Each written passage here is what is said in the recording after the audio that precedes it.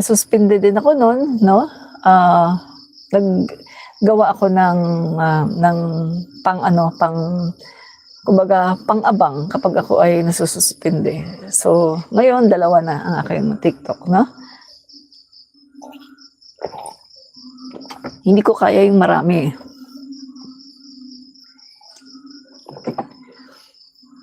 So, yun nga mga kaibigan, start na po tayo 'no, sa ating pong live. Sabi ni Sports Highlights, Kyle God? Kyle o Kylie God, mayaman po kayo. Hindi po kami mayaman. Kami po ay ano lamang, isang kahig, isang tuka. Pag hindi nagtrabaho, walang kakainin, no? Hindi naman, kasi hindi ko masasabing mahirap. Kasi kumakain naman ng 3-4 na beses sa isang araw. Hindi ko rin naman masabing mayaman. Kasi hindi naman kami sobrang, kapag kailangan mo yan, mga ano, talagang bili, no? So, enough lang, tama lang po, no? At okay na po sa akin yan, kontento ako dyan, no? Kontento po ako sa ganyan. Wala naman po akong pangarap na yumaman, no? Kasi, unang-una sa lahat, yung pera natin, hindi naman natin yan madadala kapag tayo namatay. At saka, isa pa, kahit naman hindi tayo mayaman, ay pwede naman tayong tumulong sa ating kapwa, di ba?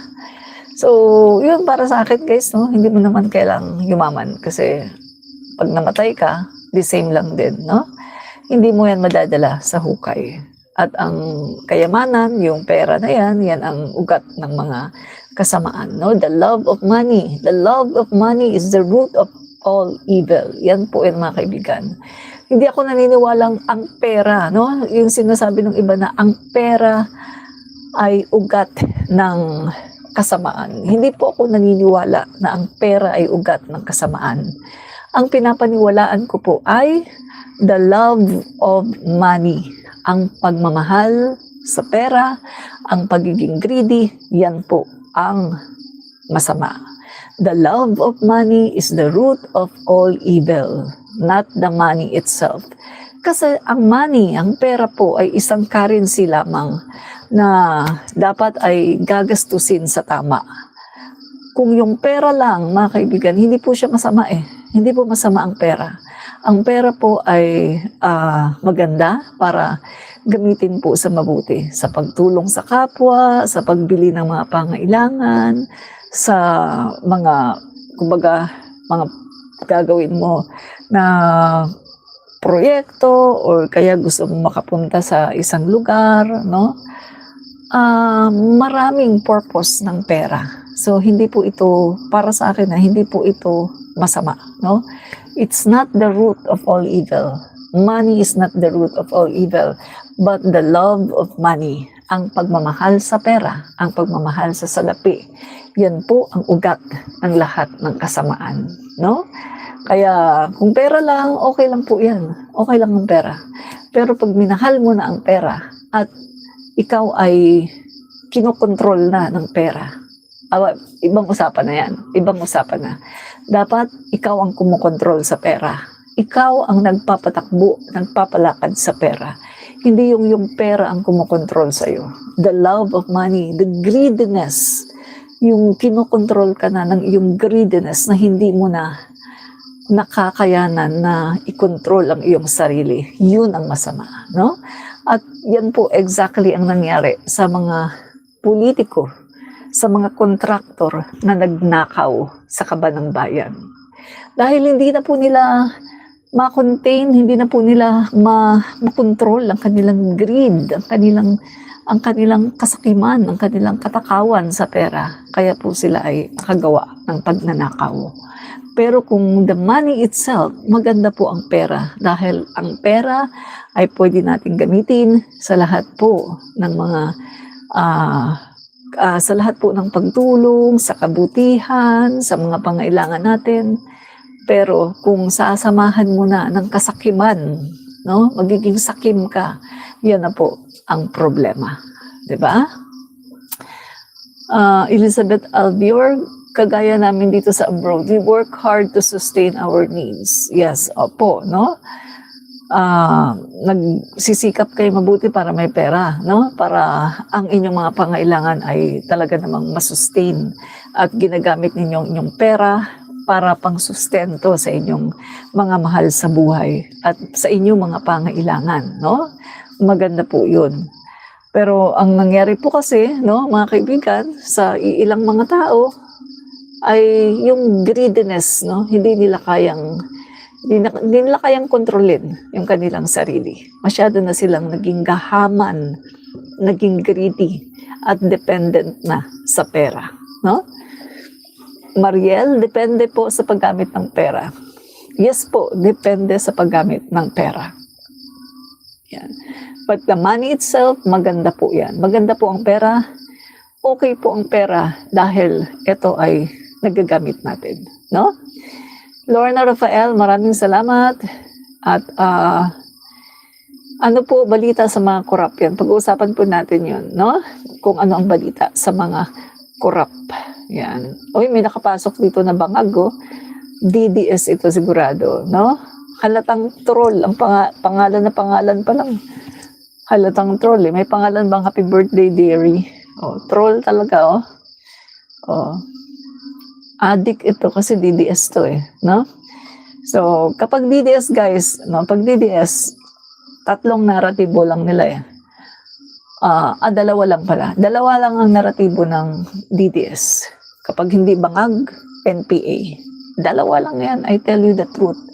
Ang mga DDS, dalawa lang ang narrative. Dalawa lang talaga, walang iba. Pag hindi NPA, bangag. Yan lang po yan, mga kaibigan, no? Okay, and sino pa?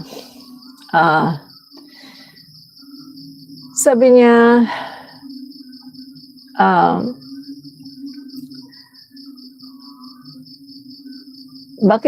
bakit galit kayo kay Duterte? Hindi po ako galit kay Duterte, no? Tayo po ay, kumbaga, atin pong itinatama, no? Yung mga fake news na pinagkakalat ng mga DDS at ni Sara. Hindi po tayo galit kay Duterte. In fact, supporter tayo ni Duterte, no? Nung siya ay naging Pangulo ng Pilipinas, bagamat hindi natin siya gusto, sinuportahan natin siya.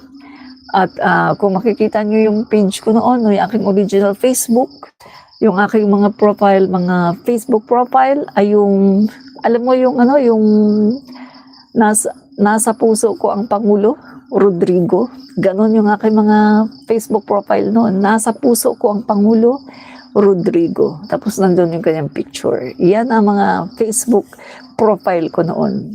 No? Hindi po ako galit sa kanya. Sinuportahan ko po siya ng buong buo.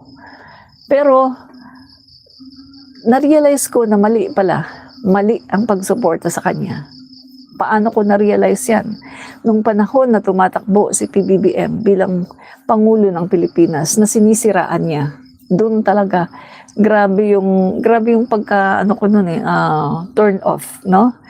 Kasi si PBBM, talagang full support si PBBM sa kanya. Sinuportahan siya. Never na nagsalita ng pangit si PBBM sa kanya. Sinuportahan talaga siya. Pagkatapos, nung si PBBM na ang tumakbo, ay ganito ang ginawa niya. Kanyang dinismantle, siniraan niya, pero hindi siya nagtagumpay. Kasi, ang katotohanan, mas maraming supporter si PBBM kaysa kay Duterte. Si Duterte, nawala ang kanyang mga supporter magmula nung siniraan niya si PBBM. Kasi sa totoo lang, ang supporter ni Duterte, no, ang supporter ni Duterte ay mga Marcos loyalists at Marcos supporters. Kasi nga, hindi naman siya mananalo, guys. Si Duterte, real talk tayo, hindi siya mananalo. Kung hindi siya inendorso ng mga Marcos at kung hindi siya sinuportahan ng mga loyalista at ng Marcos supporters, hindi mananalo si Duterte. Walang magiging Mindanao president, no? Walang magiging presidente from Mindanao kung hindi siya sinuportahan ng mga Marcos at ng mga loyalista. Real talk po yan mga kaibigan. No, real talk po yan. Yan po ang katotohanan. Ano po predictions niya sa susunod na presidential elections? Malayo pa, no? Pero isa lang, ang sure na sure ako. Si Sara Duterte ay hindi mananalo. Hindi mananalo ang isang Sara Duterte sa pagiging Pangulo ng Pilipinas. Sure na sure ako dyan. No? Okay. Sabi naman ni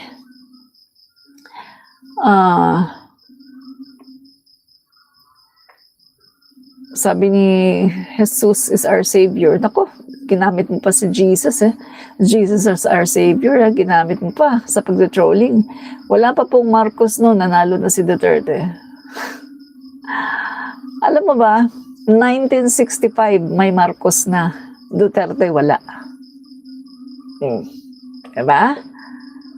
1965 may Marcos na. Si PBBM, maliit pa yan. Nasa Kabataang Barangay. Si PBBM, binata na yan. Binata na, kabataan. Pinapadala ng tatay niya abroad para maging ambassador. May mga picture pa nga si PBBM na pumupunta siya sa iba-ibang lupalop ng mundo. Diba? At nakikipag-usap sa mga ambassador, sa mga world leaders. Si PBBM, may crowd. Si Duterte, wala. Kung hindi pa niya ginamit ang mga Marcos, hindi talaga siya mananalo. Papaalala ko na naman sa inyo, remember 2016? Si Duterte ay pumunta sa Ilocos Norte, sa bahay ng mga Marcos. At siya ay lumuhod sa mga Marcos para siya ay suportahan. Siya ay nagmakaawa sa mga pro-Marcos, pro-PBBM, sa mga Marcos loyalists. Nagmakaawa si Duterte. May picture yan, may mga picture yan, nagmakaawa si Duterte para siya ay suportahan. Ginamit pa niya ang red, color red sa kanyang kampanya para lang siya ay suportahan. Remember, nung nangangampanya si Duterte, hindi naman siya gumamit ng green. My God, ang ginamit ni Duterte ay red dahil kanyang inuto ang mga loyalista. At tuwing siya ay haharap sa entablado, sasabihin niya, pinakamagaling na presidente, si Marcos. Yung kanyang biyayang dagat, ay naku, napakaganda. Yung kanyang masagana 99, ay napakaganda. Talaga namang hindi tayo nag-angkat ng bigas at marami pang iba. Ibig sabihin, binudol niya ang mga Marcos loyalists at Marcos supporters. At ang sabi pa niya, kapag ako'y nanalo, papalibing ko si Ferdinand Marcos Sr. So ang mga loyalista naman nag-meltdown, no? Talaga namang ay maganda to, nag-melt, no? Nag-melt ang mga puso ng mga loyalista na para bang wow, okay ito. Mayroon na tayong may kakampi na tayo, parang parang makamarcos yata to. Plus, sinabi pa niya, my father is a close ally of Ferdinand Marcos. Aba, lalong nabudol ang mga loyalista, lalong nabudol. Lahat ng kanyang sinasabi tungkol sa Marcos eh. Pinakamagaling na presidente, Marcos. Di ba? Ganun siya eh. Kapag tumutungtong siya ng entablado, palagi niyang pinupuri si Marcos Sr. So yung mga loyalista naman, nabudol. Ang sabi ng mga loyalista, wow, sige, ito na iboto natin. So binoto nga si Duterte ng mga loyalista. At si Duterte ay nanalo. Guys, walang magiging president from Mindanao na Duterte kung hindi dahil sa mga loyalista at mga Marcos supporters. Wala. Real talk lang tayo dito, guys. Real talk tayo. Ilan lang kayong taga Davao? Ilan lang? Guys, buong registered voters ng Davao City, Hindi yan solid, hindi yan solid, Duterte, mga kaibigan. May iba dyan, ayaw sa Duterte. Dahil nga doon sa kanyang pagtsugi sa mga tao na maliliit, no? Na basta lang tsugi ng tsugi kahit wala namang malinaw na ebidensya. So ang Davao City ay hindi solid na Duterte. Kaya kung titingnan natin, ilan lang ba ang botante ni Duterte? Real talk tayo mga kaibigan. Ang botante ni Duterte, wala pang ang 500,000 eh. Sa totoo lang, wala pang 500,000 ang botante ni Duterte. Hindi makakapagpanalo ng isang presidente. FYI mga kaibigan, sa ano lang tayo sa katotohanan lang tayo. Huwag tayo ditong magsinungaling. 2016, ilan ang botante ng Davao City? At hindi mo pa yun masasabi na bumoto lahat kay Duterte dahil marami doon ay ayaw kay Duterte. Dahil nga sa kanyang ginawa na pagtsugi sa mga taga-Davaoenyo. Kaya mga kaibigan, kung titingnan lang natin, nasa 500,000, yan lang talaga. Baka nga, mababa pa eh. Pero bakit nanalo si Duterte? Dahil sa mga Marcos. Real talk lang tayo guys. Ang Duterte hindi kilala. Paulit-ulit kong sasabihin sa inyo, ang Duterte hindi kilala. Kami, tubong Mindanao. Nanay ko, yung mga kapatid ko, yung family ko, tubong Mindanao kami. Pero hindi namin kilala si Duterte. Bakit? Kasi nag-migrate kami sa Manila 1979. Nag-migrate kami sa Manila. So, nung nag-migrate kami sa Manila, hindi namin alam sino yan si Duterte. So, nung tumakbo siya, kailangan pa namin kilalanin, ay, sino yan si Duterte?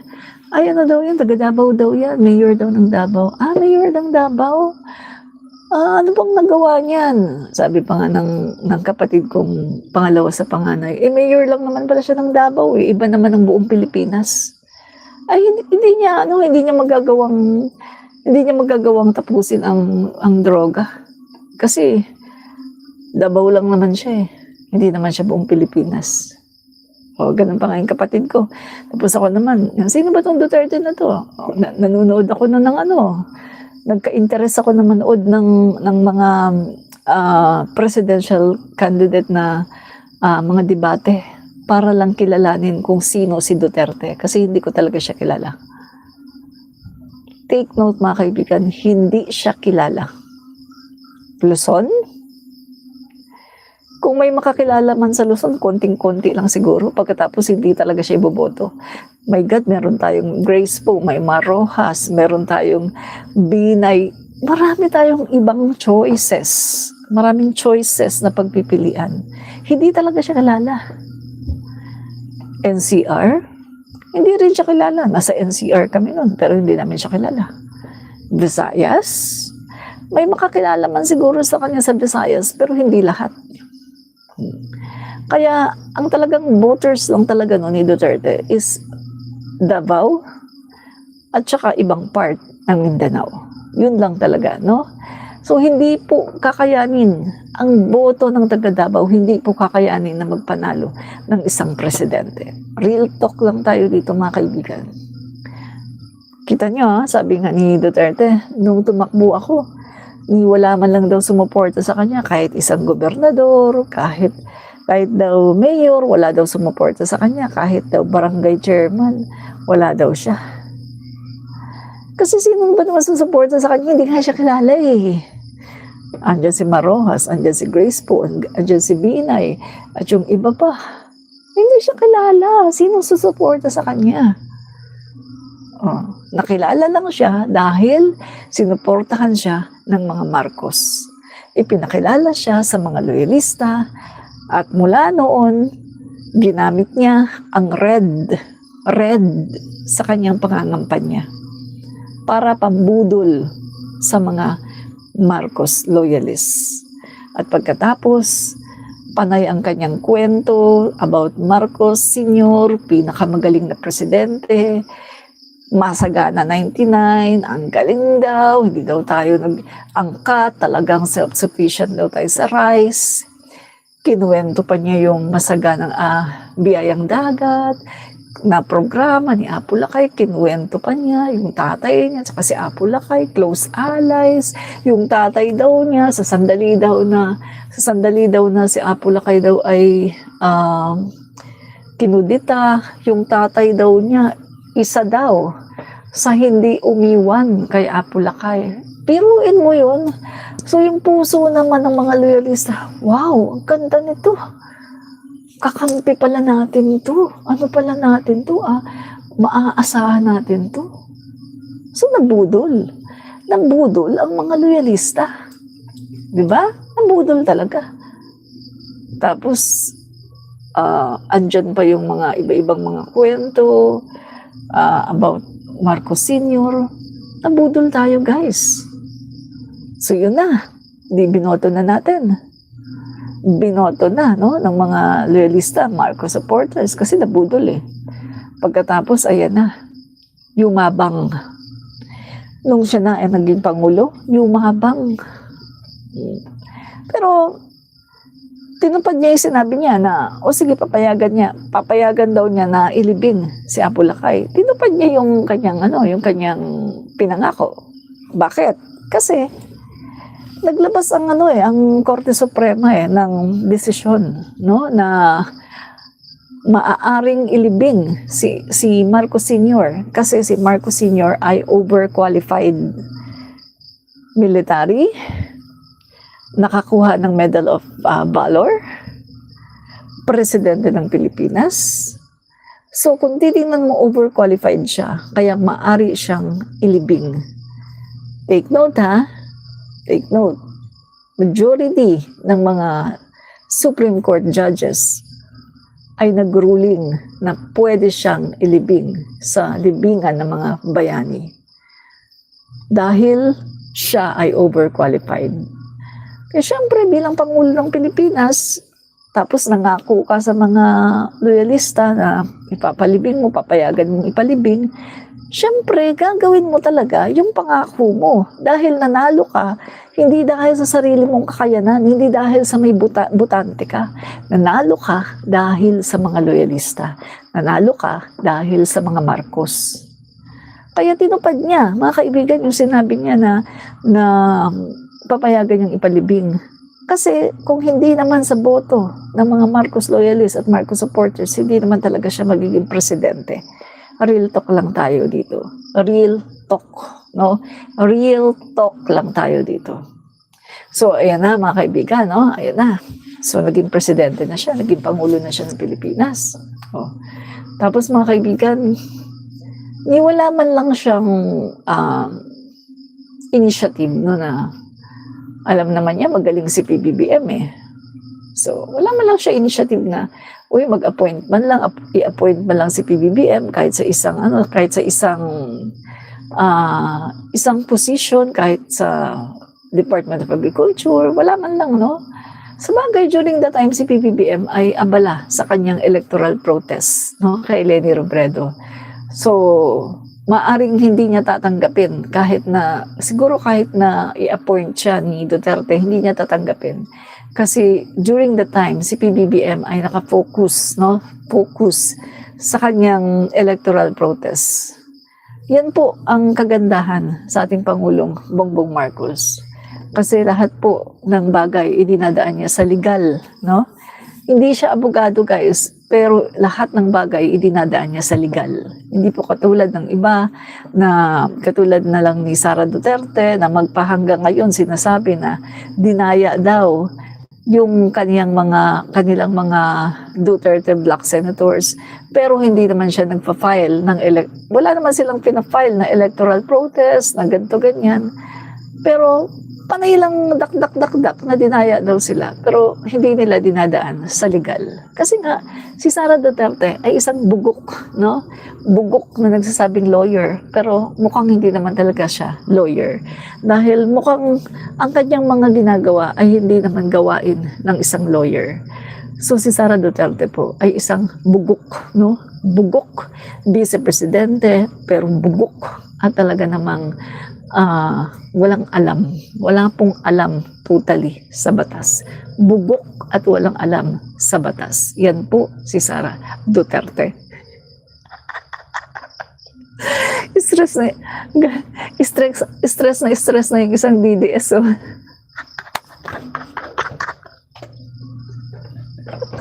Super stress na yung isang DDS. Alam niyo mga DDS, chill lang kayo chill. Ano lang kayo, huwag kayo masyadong high blood, no? Huwag high blood, chill, no? Chill lang kayo. Huwag kayo masyadong high blood, huwag kayo mag-meltdown, no? Kasi tayo dito ay nagdi-discuss lang, no? Nagre-real talk tayo dito, ating commentary, no? As a political observer and political commentator, so nagko-komentaryo tayo ng ating mga nakikita sa ating paligid about politics. So chill lang kayo ng mga DDS, no? Chill. Huwag kayo masyadong stress, no? Don't make your life so stressful kasi baka mamaya magkasakit kayo, okay? Okay? So tuloy natin na. So ito na nga guys, no? Yan na. Naging Pangulo na siya ng Pilipinas. And si PBBM, full support. Sinuportahan siya ni PBBM, no? Sinuportahan siya.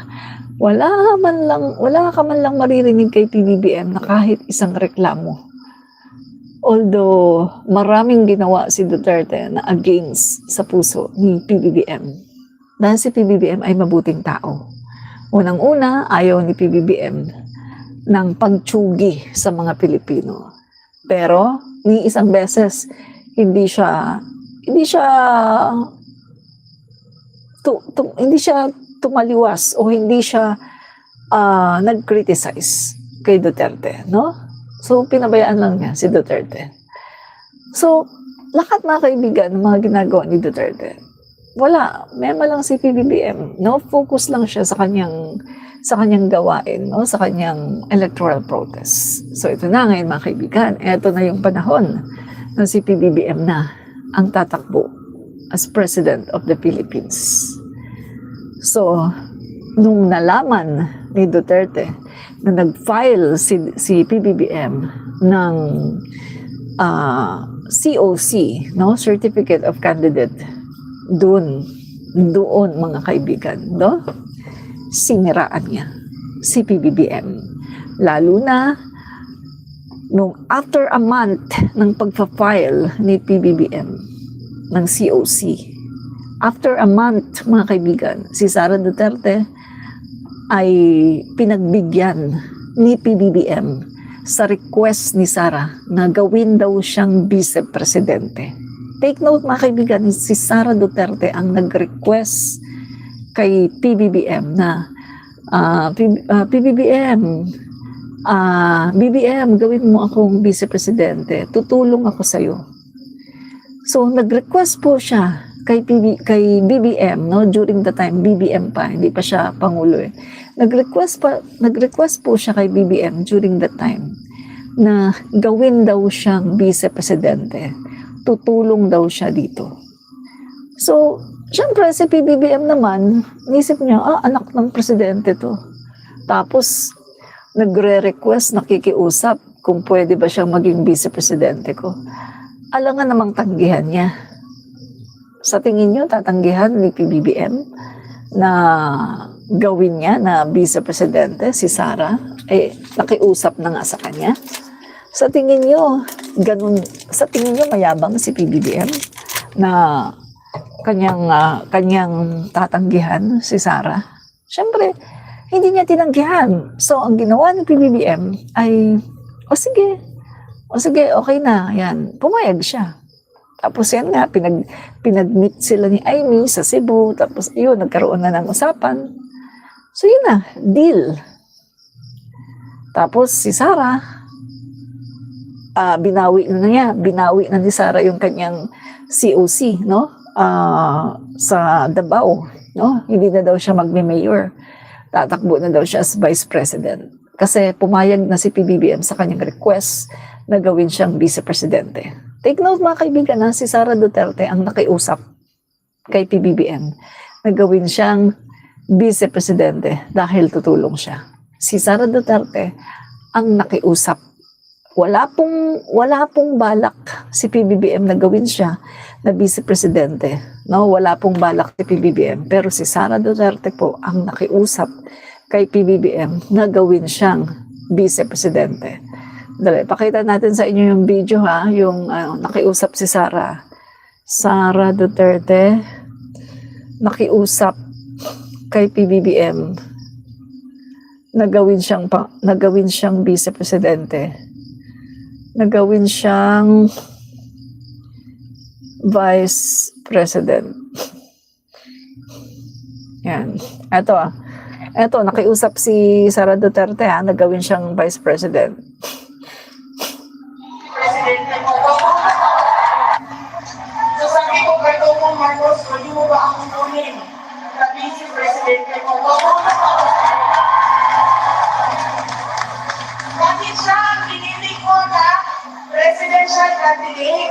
Kasi para sa akin, importante ang naging governor. Siya, 4 na term na governor. Isang termino na congressman. Isang termino na senador. Importante ka naman sa ating lahat yun. Tinanong ko siya, sir. So sabi ko kay Dr. Marcos, pwede mo ba akong kunin na vice-presidente mo? O, diba? So, pinagbigyan po ni PBBM ang pakiusap, ang pagmamakaawa ni Sara Duterte. Pinagbigyan po ni PBBM si Sara Duterte. Kasi, oh my God, guys, hindi naman mayabang si PBBM na sasabihin niya, ayoko, hindi ako papayag. Hindi naman siya ganun, guys Hindi naman mayabang si PBBM. So, ang ginawa po ni PBBM ay pinagbigyan niya ang pakiusap ni Sara Duterte na gawin siyang vice-presidente. So, yan mga kaibigan, ginawa na siyang vice-presidente. At, eto guys si Sara Duterte, wala po siyang partido. Ayaw naman niya ng PDP laban. Kasi magkalaban sila ni Digong, magkalaban sila ni Bongo, no? Mortal yung enemy yan si Bongo at saka si Sara, mortal enemy yan. So ayaw niya ng PDP laban.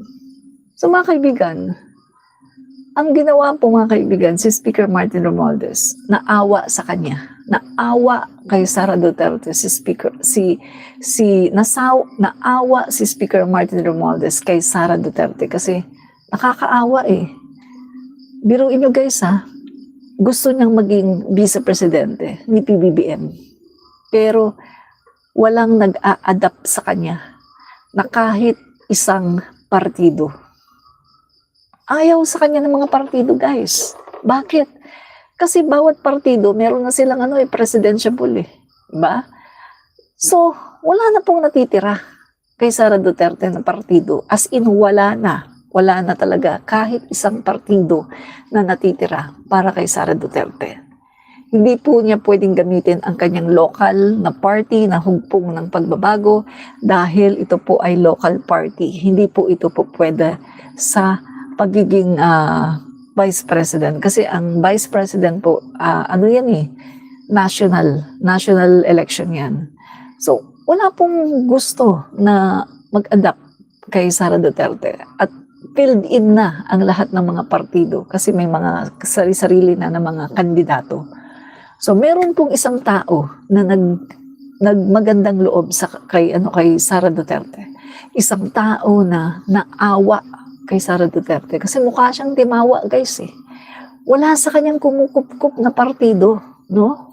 At yung tao na nabagbag ang kalooban, naawa kay Sara Duterte ay walang iba kundi si Speaker Martin Romualdez. Hindi pa siya speaker nun, guys. Congressman pa lang siya nun, no? Wala pa siyang titulo na speaker, no? So, si Martin Romualdez, mga kaibigan, ay merong malaking katungkulan, no, sa Lakas CMD. At siya, mga kaibigan, si Martin Romualdez ang nag-offer na ampunin si Sara Duterte sa Lakas CMD. Kasi mukha siyang timawa na dugyot na walang gustong umampun sa kanya. Na walang gustong magbigay sa kanya ng partido. Kasi lahat na nga merong mga presidentiable. So, ito pong si Speaker Martin Romualdez, sa sobrang awa niya kay Sara Duterte, kanya pong inadapt si Sara Duterte sa Lakas CMD. At take note, mga kaibigan, na hindi lang niya bastang inadapt si Sara Duterte. Siya pa ang naging campaign manager ni Sara Duterte. Kaya nga sa isang speech ni Sara Duterte, ay talagang namang pinasalamatan niya ng husto si Speaker Martin Romualdez. Dahil lahat daw, mga kaibigan, lahat daw ay utang na loob niya kay Speaker Martin Romualdez.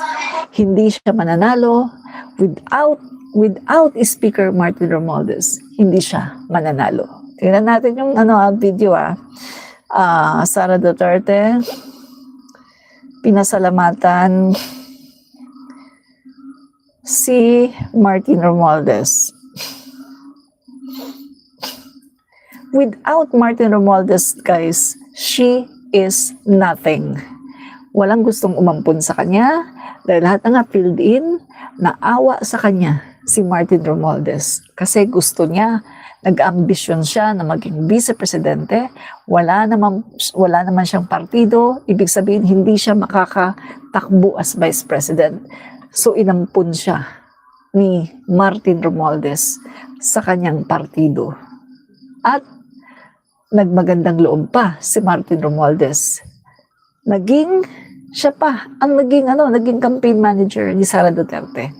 Kaya utang na loob ni Sara Duterte ang lahat ng kanyang pagkapanalo kay Martin Romualdez. Ganyan po kasamang tao si Sara Duterte. Na totally, yung tao na nagpanalo sa kanya, nag-adapt sa kanya, totally siniraan niya ng gusto. Ganyan po siya kasamang tao, si Sara Duterte. Okay, tingnan niyo to, ha. Actually, silang dalawa, dalawang like to personally publicly thank Congressman Martin Romualdez for taking me in Lakas CMD and accepting the challenge to be my two campaign managers during the last election. It was not without irritations and challenges, but you did very well.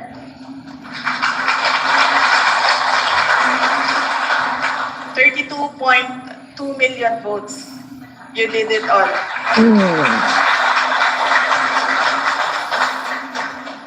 And alam nyo, pagod, puyat, luha, lahat yun ni Congressman Martin Romualdez. And Diba? as a candidate, I'm truly appreciative of how he took care of me. Oh. Actually, silang dalawang campaign managers ko. I was always with food. I was always full. And lagi silang nagpapadala ng pagkain sa akin. So one campaign manager will send today, the next day, and the other campaign manager will send me food. In fact, nung kinento ko yon kay President Marcos, sabi ko, sir, alam mo, napakaswerte ko talaga dahil busog ako lagi, dahil lagi akong pinapadalhan. Sabi niya, nasaan na ba ang mga campaign managers ko? Bakit hindi ganito ang nangyayari sa akin? 'Di ba? Wala siyang utang na loob, guys. Sabi niya, pagod, luha, lahat yan kay Martin Romualdez. 32 million. Wala tayong Sara Duterte na vice-presidente kung walang Martin Romualdez. Si Martin Romualdez ang gumawa sa kanya para siya maging vice-presidente. Real talk tayo dito, mga kaibigan. Kaya nga itong babaeng to, hindi yan magtatagumpay. Kasi yung tao na tumulong sa kanya ay kanyang binalahura. Hindi magtatagumpay yan, guys. Yung ganyang klaseng tao. Kasi ano siya masahol pa siya sa demonyo. Yung tao na nagpakahirap sa kanya, na inampun siya para magkaroon siya ng partido at naging campaign manager pa niya. Dugo, luha, pawis, lahat yan kay Congressman Martin Romualdez. Alam niya, sinabi niya alam niya. Ulitin natin yung part na yon. Yan. Having the challenge to be my campaign, my two campaign managers during the last election. It was not without irritations and challenges, but you did very well.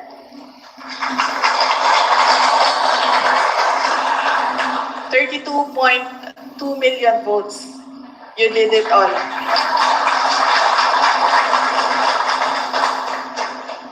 And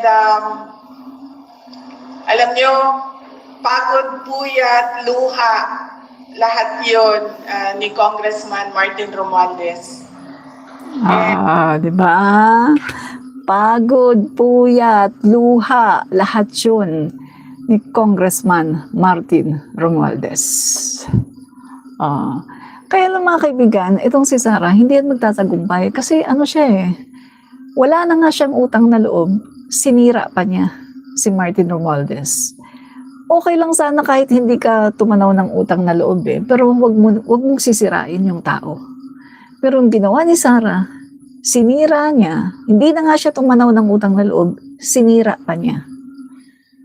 Kaya yung babae na yan, hindi magtatagumpay yan. Hindi yan magiging Pangulo ng Pilipinas. I tell you the truth. Hindi yan magiging Pangulo ng Pilipinas.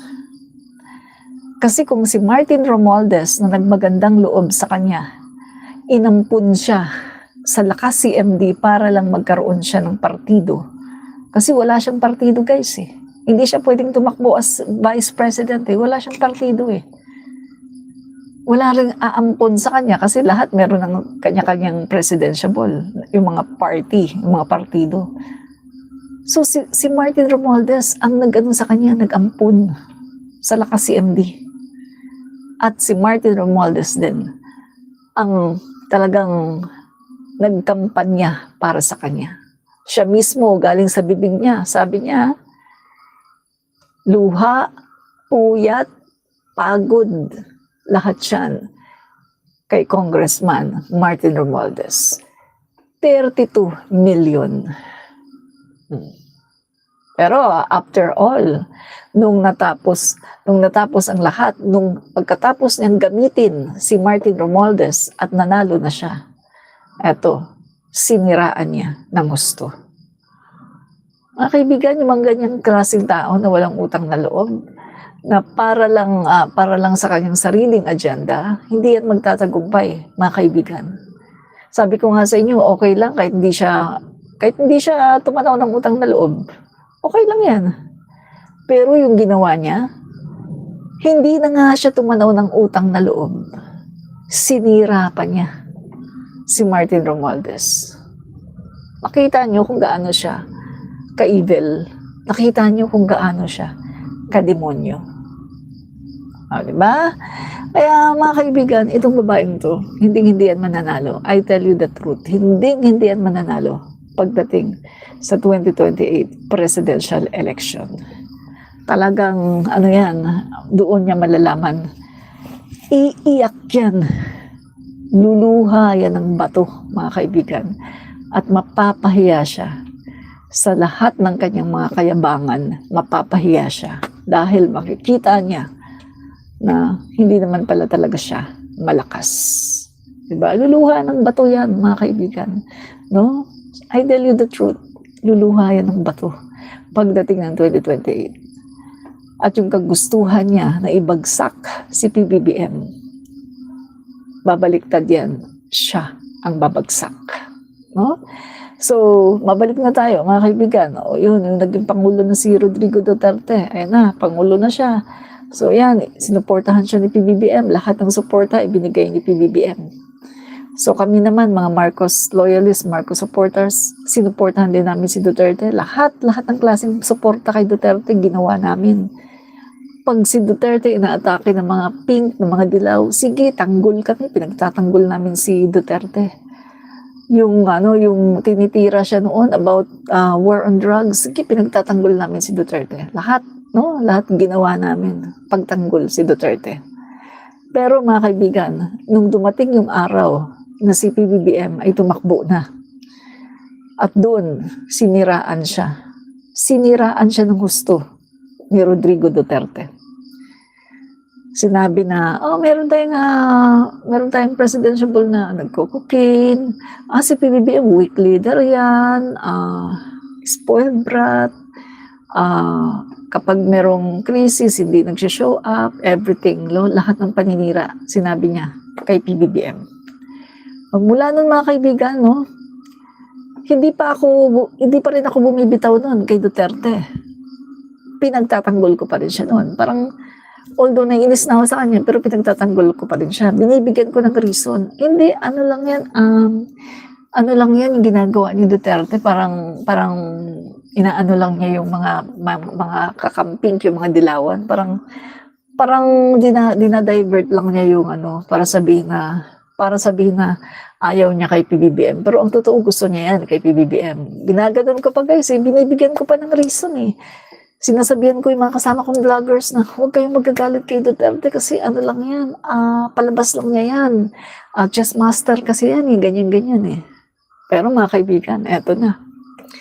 Lalong lumala yung paninira ni Duterte. Lalo na mga kaibigan nung nag-file siya ng COC. Tatakbo daw as Vice President pagkatapos si Bongo as President of the Philippines. Tapos, remember, umiyak pa nga si Bongo. Sabi ni Bongo, kasi ilang buwan na daw siya na kandidato as Vice President, tapos malalaman niya na si Sara tumakbo. So, kailangan daw niya mag-withdraw para daw magparaya. Umiyak si Bongo. Anong sabi ni Duterte? Bakit ka iyak? Ayan open yung President. Tumakbo ka as president, no? So, pinatakbo niya si Bongo. Ngayon, mga kaibigan, nakikita ni Duterte at ni Bongo na si PBBM, ang taas ng rating. So, ang ginawa ni Duterte, kailangan niyang sirain si PBBM para bumaba ang rating.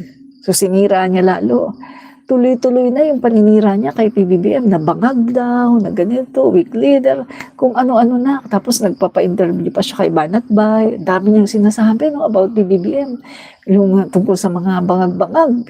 Si PBBM, right after niyang sabihin na bangag si PBBM, anong ginawa ni PBBM? Pumunta ng St. Luke's, sa laboratory, nagpa-drug test.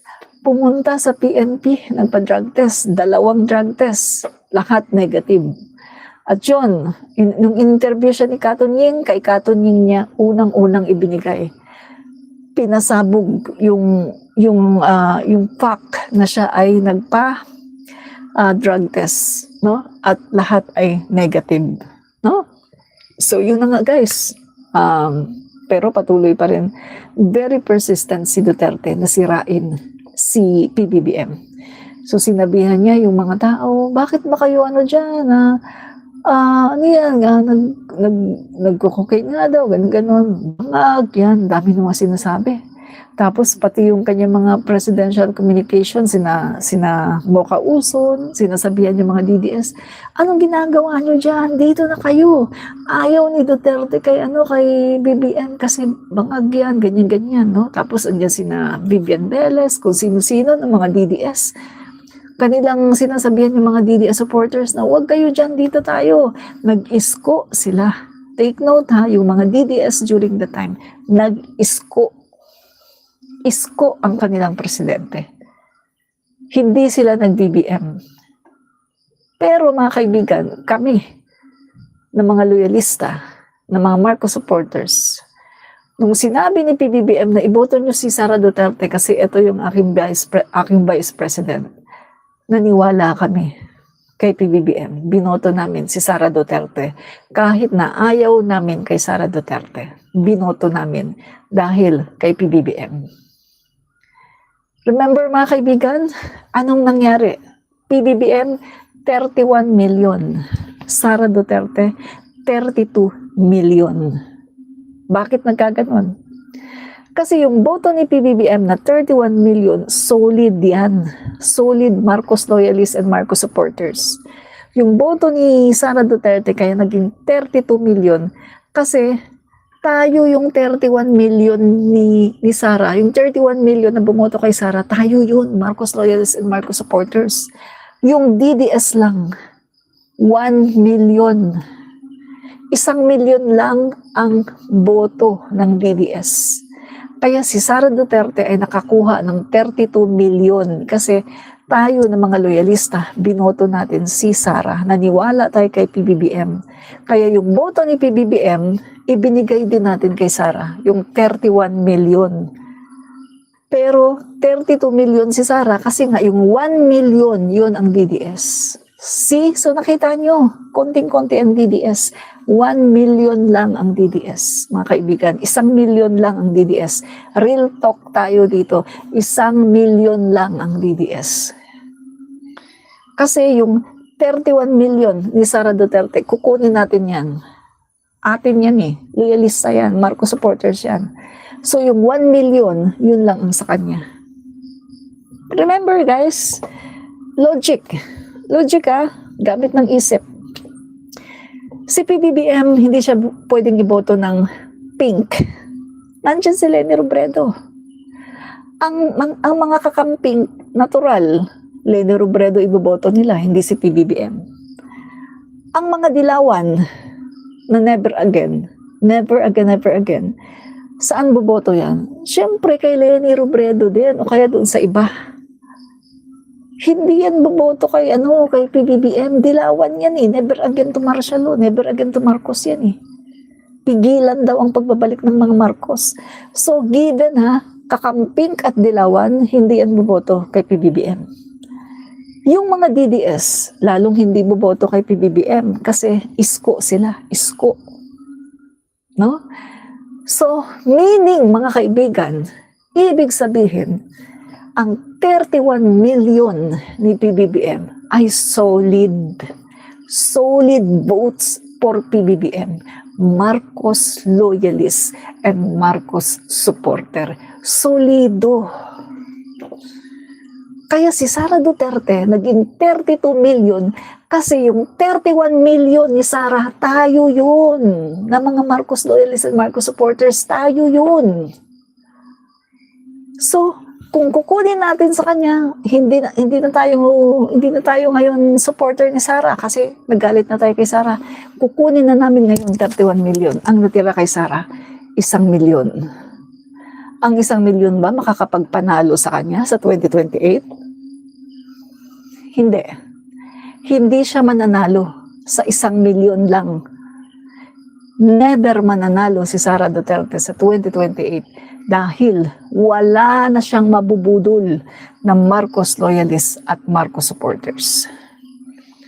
At lalong wala siyang mabubudol na kakamping at dilaw kasi tatakbo si Narisa Hontiveros. O, diba? Make sense? Kaya nga nagkamali. Maling-mali talaga.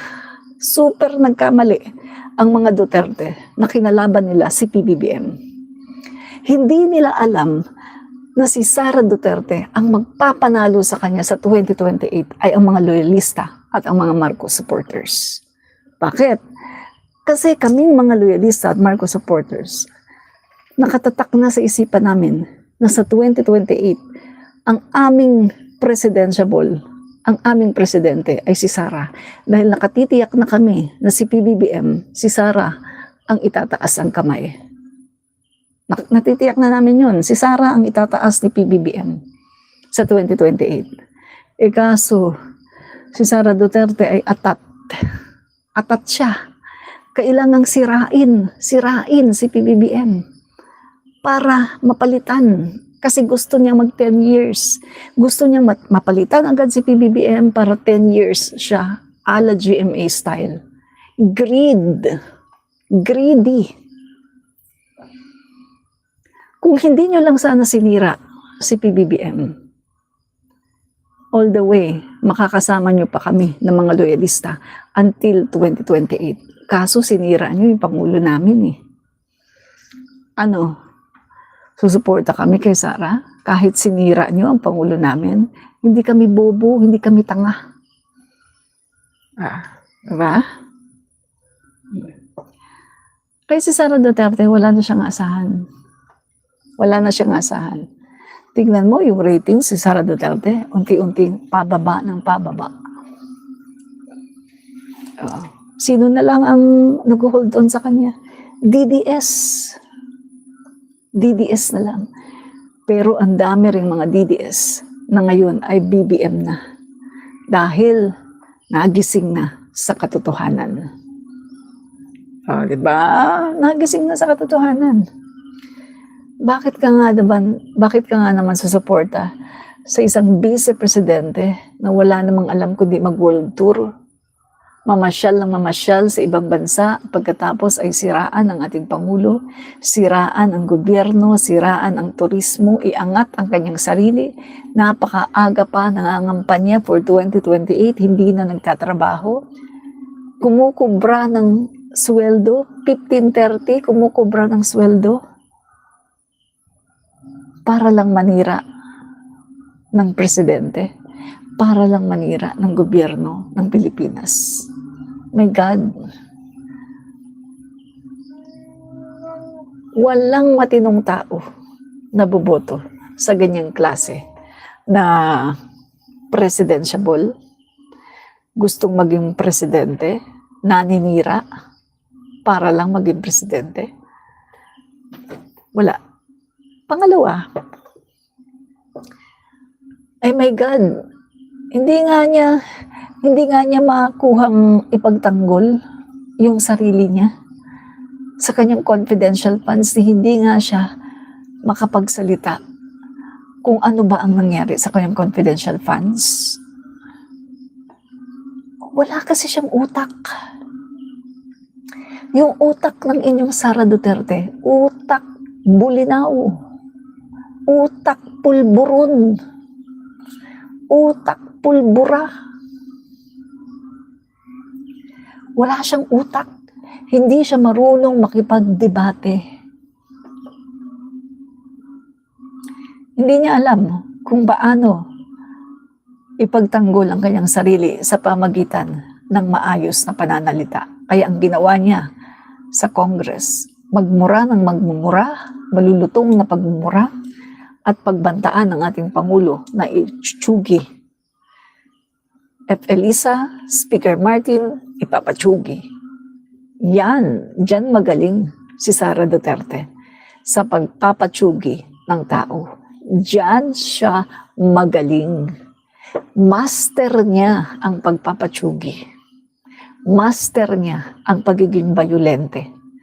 Tingnan mo nga yung sheriff na ginagawa lang ang kanyang trabaho. Inumbag. Alam mo sinong boboto kay Sara? Yung mga tanga at mga bugok na DDS. Yun lang ang boboto kay Sara. Yung mga tanga at mga bugok na DDS. Yun lang ang boboto sa kanya. Pero kung sabihin mong matinong tao, my God, walang matinong tao na boboto sa isang tao na gumastos ng pera in 7 days only, 125 million in 7 days only. Pagkatapos, ang daming katiwalian sa DepEd, bribery pa, pinagbabribe yung kanyang mga empleyado. Pagkatapos, ayaw pa niya ng accountability. Gusto niya, bigyan mo lang siya ng pera, bigyan mo lang siya ng pondo, ayaw niyang ipagtanggol yung kanyang pondo, hindi niya masagot. Diba? Hindi siya pumunta sa Congress. Galit na galit nga si Leila de Lima. Gawin na daw zero budget. Si Sara Duterte, gawin na daw zero budget. Bakit mo daw bibigyan ng budget yung ganyang klase na masyadong bratty? Biruin mo ha. Nagbigay pa siya ng kondisyon. Sino ba siya? Pupunta daw siya sa budget hearing. Basta daw kailangan pumunta din daw yung presidente. Tingnan mo yan. Pangalawa, pupunta daw siya sa budget hearing kung tatanggalin daw yung travel lookout sa kanyang mga empleyado sa OBP, sina Zulaika. Bakit niya pinapatanggal yung travel lookout kina Zulaika? Papatakasin niya? Papupuntahin ba niya sa ibang bansa? Tingnan niyo yan. Samantalang siya na nga humihingi ng pondo, siya pa yung nagyayabang at nagbibigay ng kondisyon. Saan ka nakakita ng isang tao na siya na yung nangangailangan, siya yung humihingi ng pondo, siya pa yung nagbibigay ng kondisyon? Pupunta lang daw siya sa budget hearing kung pupunta daw yung Pangulo. Magbabudget hearing din. Hindi ba niya alam na ang Pangulo ay exempted sa ganyan dahil meron siyang executive secretary? At ang executive secretary ang pumupunta sa mga budget hearing ng Pangulo. Saan ka nakakita ng Pangulo ng Pilipinas na pumunta sa budget hearing? Ever since, walang Pangulo ng Pilipinas na pumupunta sa budget hearing. Ang pumupunta ay ang executive secretary lang. Tingnan niyo yung pagiging bratinela at kayabangan ni Sara Duterte. Diyan mo makikita Bukod sa bugok, walang kaalam-alam, bratinela pa, ang sama ng ugali, killer pa, may mga kausap na mga assassin at nagbabayad para magpatsugi. Ang sama ng ugali, presidente talaga ng impyerno. No wonder, pagkatapos ng magkanta-kanta ng kami ay apoy na hindi mapatay, ayun nga, impyerno nga, nagkasunog pa sa Davao City. Anong ibig sabihin ng apoy na hindi mapatay? Impyerno. Nakalagay sa Biblia yan. Apoy na hindi mapatay. Impyerno yan. Sa bagay, umamin naman siya na siya ay presidente ng impyerno. Di ba? Umamin siya presidente daw siya ng impyerno. So wala na tayo sa kanyang aasahan kasi siya ay presidente ng impyerno. Di ba? Yun. Mga guys, no? Dahil, kumaga, wala kang mga asahan sa mga yan Dahil sanay sila na maging evil, no? Sanay sila, gumagawa sila ng mga kabulastugan para mapahamak yung mga tao, nagtatanim sila ng mga ebidensya, nagtatanim sila ng intriga, nagtatanim ng mga gawa-gawang kaso para sa kanilang kapakanan. Ay maraming salamat kay Jean Garcia sa pakape, no? Sa pakape, maraming salamat Jean Garcia. So yan mga kababayan, no? Itong si Sara Duterte. Wala yan. Hindi yan mananalo pagdating ng 2028. Iiyak yan, mga kababayan. Iiyak yan. Sa totoo lang. Iiyak yan siya. Walang hindi yan mananalo guys, no? At malalaman niya na yung kanyang kayabangan, wala pala, hindi pala siya mananalo. Naalala ko lang yung sinabi ni Larry Gadon Kasi si Larry Gadon, di ba?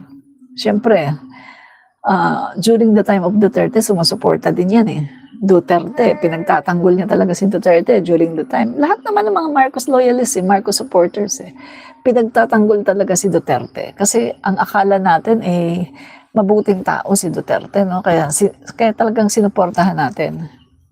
Lately lang naman tayong naging against nung sumobra na yung paninira niya kay PBBM, no? So, itong si Larry Gadon, nagkwento. Ang sabi ni Larry Gadon, during the time of Duterte, ang Malacanang, nag-commission, no, yung Malacanang ng internal survey, no, para malaman nila kung sino ba ang malakas. Kung meron bang pag-asa si Sara Duterte na manalo sa pagkapangulo. Yan. So ngayon mga kaibigan, lumabas yung resulta. Alam niyo kung anong resulta? Nasa top 1, Bongbong Marcos. Top 2, Leni Robredo. Top 3, Isko Moreno. Top 4, Sara Duterte. Pang-apat lang si Sara Duterte. Yan mga kaibigan totoo yan. So yan ang naging dahilan mga kaibigan. Kung bakit si Sara Duterte ay hindi nangarap o hindi nangahas na tumakbo as President of the Philippines. Kasi guys, si Sara, pagdating sa ganyan, wais yan niya, ayaw niya mapahiya. Gusto niya yung makita yung numbers. Gusto niya mga kaibigan, pag siya tumakbo, kailangan siguradong manalo. Ayaw niya napapahiya siya.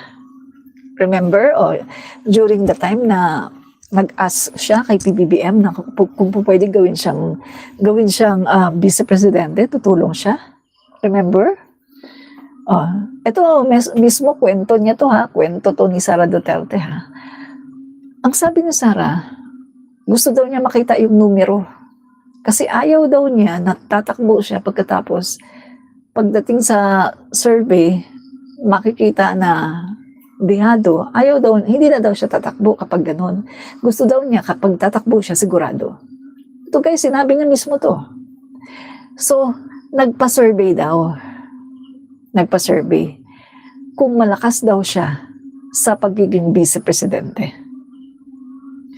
So, nung nagpa-survey siya mga kaibigan, during the time, ay nakapangampanya na, no? Kumbaga, nalaman na, ay ito mukhang may mga alingas-ngas na ito mukhang tatakbo to sa Vice President ni PBBM, no?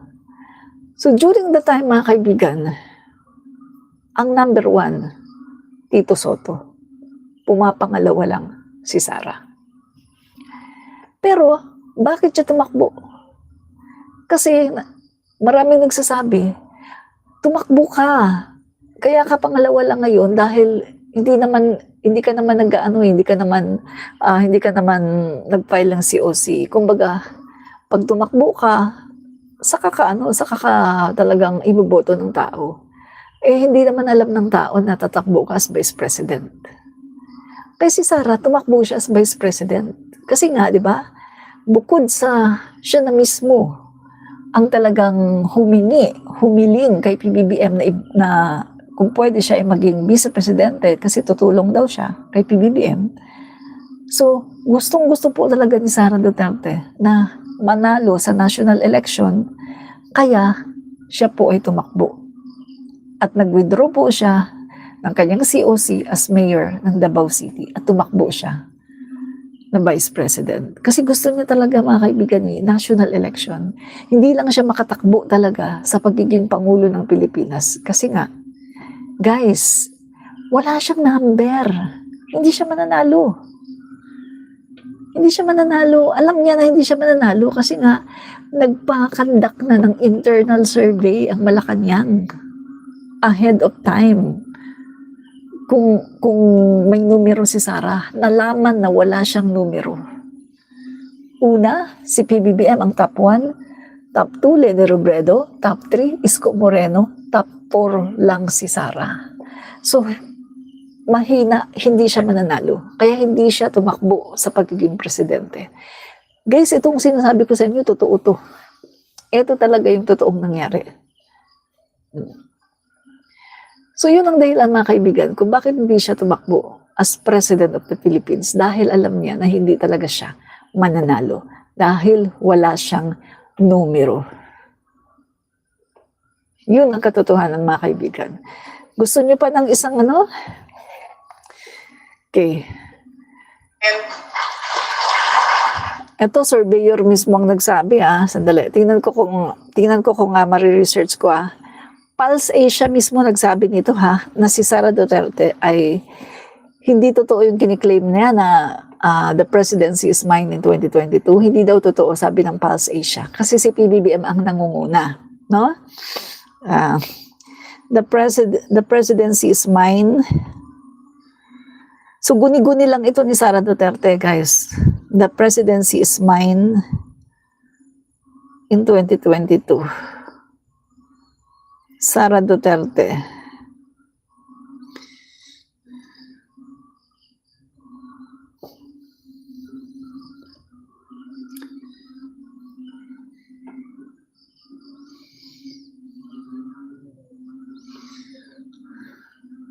Dali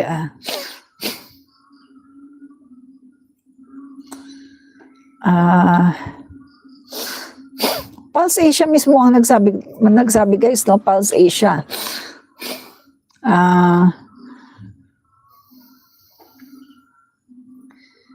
Pulse Asia mismo ang nagsabi.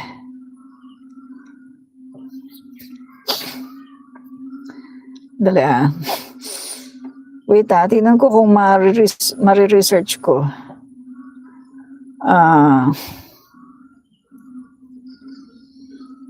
Dali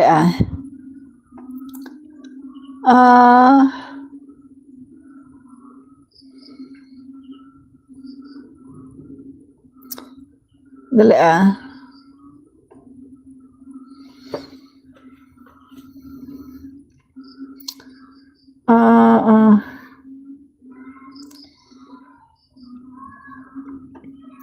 Ano to guys interview to ni in-interview ni Christian Esguerra ang Pulse Asia, no? Tungkol dito.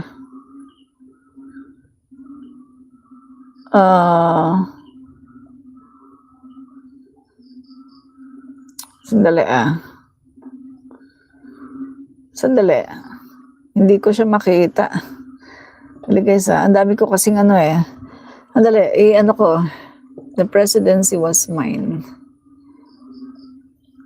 Ang dami ko kasing ang dami kong post sa admin reach, no? So, kailangan kong scroll down, no? So, okay, habang ini-scroll down ko, usap muna tayo, no? Ito kasi guys, ito yung katunayan na hindi totoo yung sinasabi ni Sara na the presidency is mine in 2028. Ang nagpa sinungalingan, no, pinasinungalingan mismo ng Pulse Asia, no, na hindi totoo yun kasi nagkandak sila before the election nagkandak sila ng pa-survey, no, isinama nila si Bongbong Marcos, si Sara Duterte at nakita nila na hindi totoo, no? Dahil ang nangunguna ay si BBM. Si BBM daw at pumapangalawa si Leni Robredo, pumapangatlo si Isko. The same guys, at pang-apat lang si Sara Duterte. So hindi totoo na the presidency is mine in 2022. Hindi totoo 'yun. Dali hanapin ko guys interview ito ni Christian Esguerra sa Pulse Asia. Pulse Asia mismo ang nagsabi. So, ang sabi po ng Pulse Asia dito, hindi totoo, no? Kung ang pagbabasihan ay ang numero, hindi totoo ang sinasabi ni Sara Duterte na the presidency is mine in 2022. Kumbaga, talagang narcissist lang talaga siya guys, no? Mana siya sa tatay niya. Merong narcissistic personality na bilib sa sarili kahit wala naman talagang ibubuga, no? Talagang mayabang. Ito talaga yung yung namana ni Sara Duterte sa tatay niya, yung pagiging mayabang kahit wala namang ibubuga, no? Yung tatay niya bobo din si 'di ba, si Rodrigo, bobo 'yun Inamin niya mismo 75 siya, palakol. Palakol siya lagi guys hindi siya pumapasa 7 years in high school, inamin niya 7 years in high school siya, hindi siya pumapasa kasi nga bobo, no? So, syempre, magmamana siya sa tatay niya. Bobo. Di ba? Hindi naman matalino si Duterte, guys. Tingnan mo nga pag nagsalita. Alam niyo, atuhan, ni-recall ko yung kanyang State of the Nation address, yung SONA ni Duterte. Ay, naku, basura. Basura yung SONA ni Duterte. Wala ka talaga makita ano, puro lang panghambog, pero ikumpara mo sa SONA ni PBBM. Ang ganda ng SONA ni PBBM, talagang napakatalino. No? Iba talaga mag-SONA ang isang presidente na matalino kaysa sa isang presidente na tulad ni Duterte na bobo. Iba.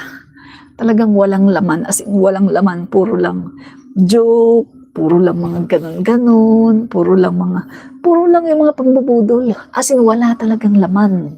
Guys, ang SONA ni Duterte, wala talagang laman. Talagang SONA talaga ng isang presidente na bobo, no? Na wala ka makukuha, guys, na maganda, as in wala. Pero yung SONA ni PBBM, ay ang ganda. Ang ganda ng SONA ni PBBM, no? Balikan nyo, guys.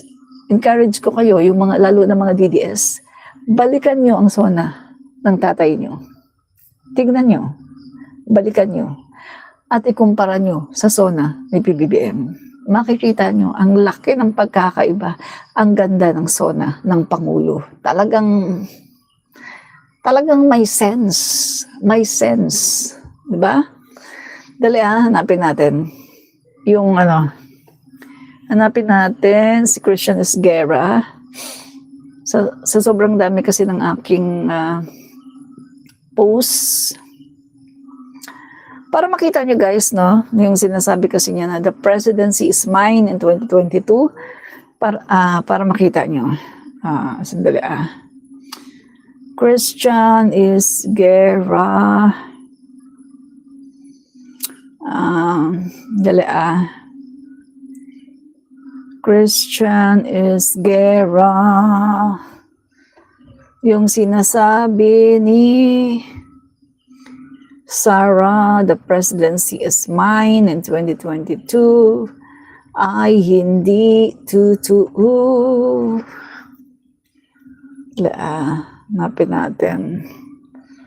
Yung sinasabi niya, the presidency is mine in 2022, ay hindi totoo.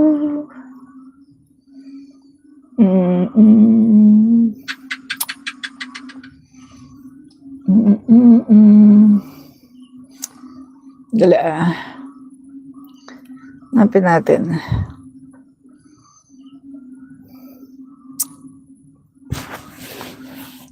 So, sobrang dami ng aking post.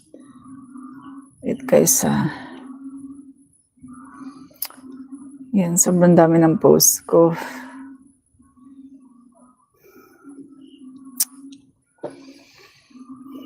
Dali guys Ano ba yun? Itong hirap pag maraming post, hindi mo na makita. Okay, wait. The presidency is mine in 2022. Yan, sandali guys Kung makita.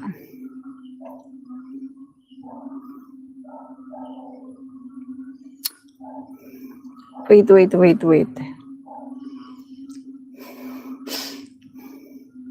Sobrang dami kasi. Yan, sa sobrang dami.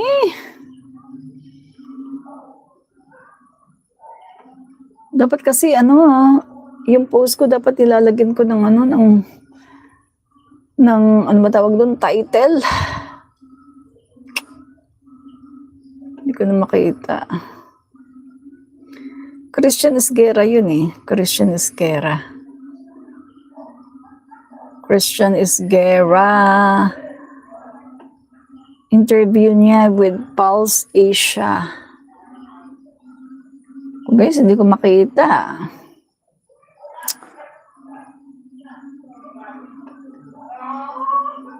Hindi ko makita, guys. Sandali.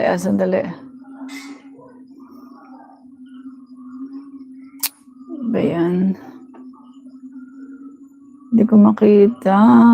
Tagal na kasi yun eh. Tagal na kasi yun guys eh. Dahil ano yan eh. Yun yung kasagsagan ng sinasabi niya palagi na the presidency is mine in 2022. So, medyo matagal na siya.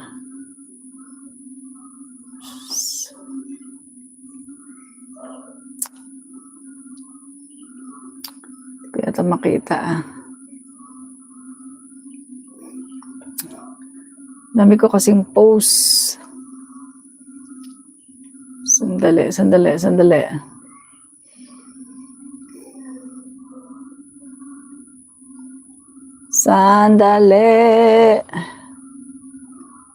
Lumabas ka na. Gusto ko makita nila eh. Para malaman nila.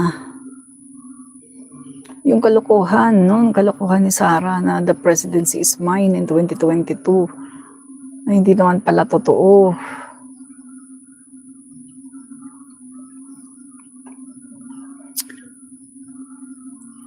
Kung hindi ko talaga makita, guys. Parang gusto ko ng hindi ko talaga makita.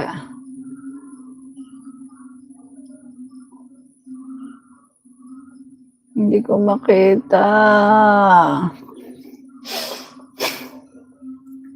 Christian Esguerra.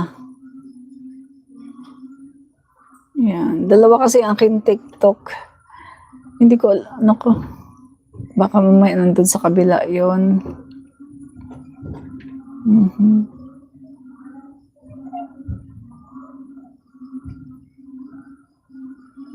The presidency is mine. Ito guys, ito. Ito nga ba? Sandali. Si Christian Esguerra to eh. Sandali, titinan ko ha. Tinan ko ha, kasi si Christian Esguerra to, baka ito yun. Ay hindi.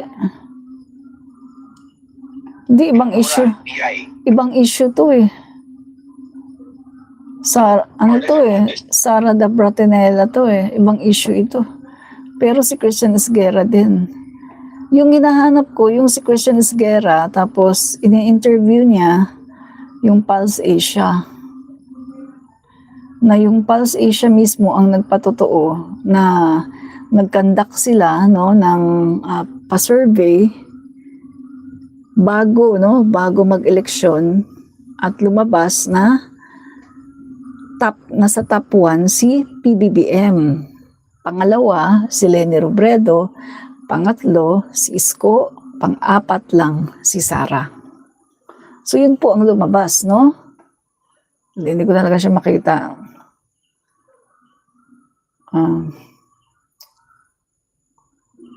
Hindi ko talaga makita. Guys, hindi ko makita, no? Baka nasa isang TikTok ko yun. Hindi ko talaga makita.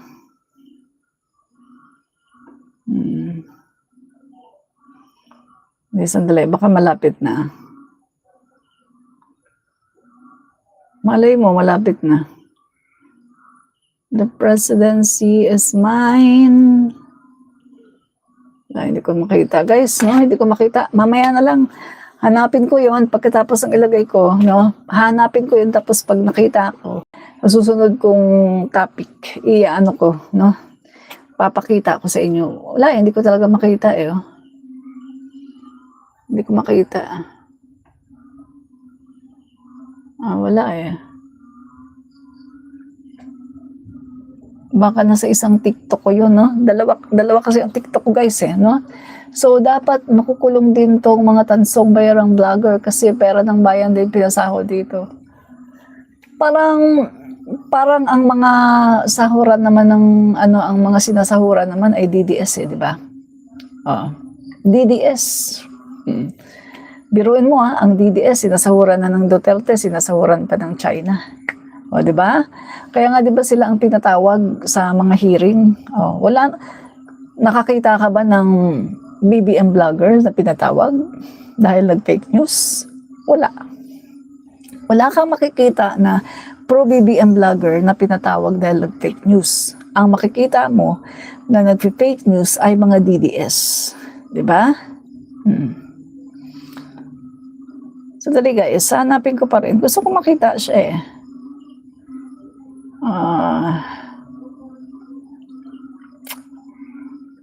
Gusto ko makita eh, para makita niyo ang katotohanan, no? Na si Sara Duterte ay walang numero. Wala siyang numero. Hindi siya mananalo. No? Walang numero si Sara Duterte. Hindi siya mananalo.